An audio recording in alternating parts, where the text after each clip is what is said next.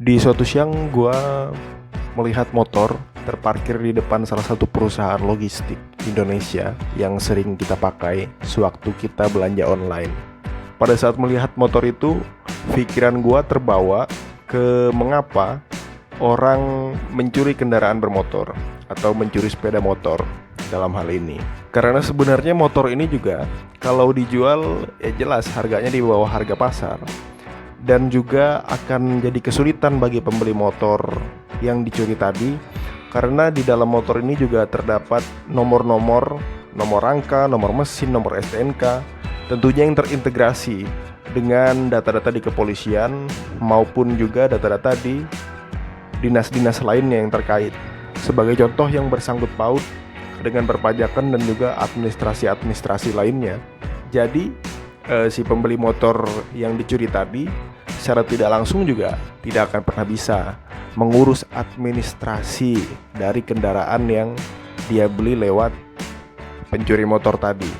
Secara tidak langsung, pembeli dan penjual hanya mendapat keuntungan sesaat. Pembeli dapat dengan harga murah dan penjual otomatis mendapatkan uang instan pada saat itu.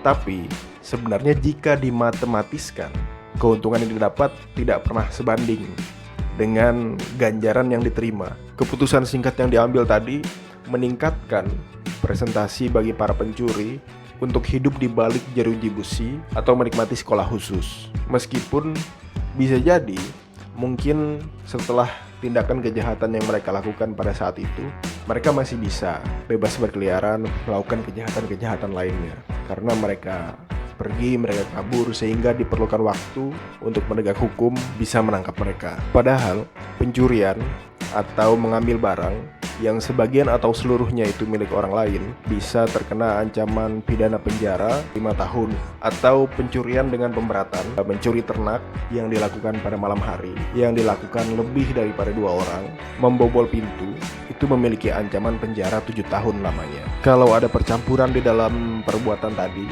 misal saat malam hari oleh 2 orang atau lebih dilakukan dengan membobol pintu, hukuman penjara yang akan didapat adalah 9 tahun penjara.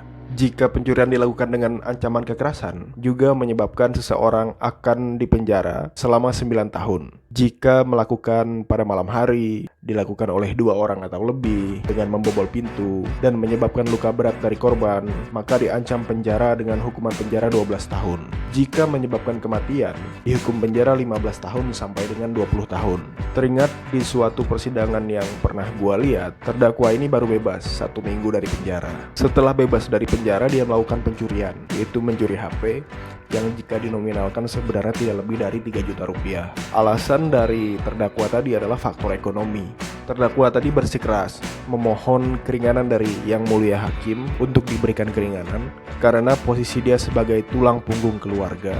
Dengan kondisi dia yang merupakan mantan narapidana, tentunya hal ini bukan hal mudah karena dalam hal ini dia merupakan residivis dalam suatu tindak pidana. Sebelumnya dia hanya bisa bernafas di luar penjara selama 1 minggu lamanya dan kembali lagi merasakan dinginnya lantai penjara dan juga kamar yang tanpa sekat. Yang menjadi pertanyaan adalah bagi para pencuri, apakah nominal yang kalian dapat sebanding dengan ganjaran yang akan kalian terima?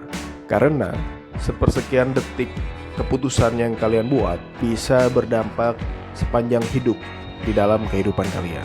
Menurut kamu terhadap kondisi demikian bagaimana? Terus jangan lupa tuliskan tanggapanmu di kolom komentar di bawah ini, dan jangan lupa klik tombol like, subscribe, and comment.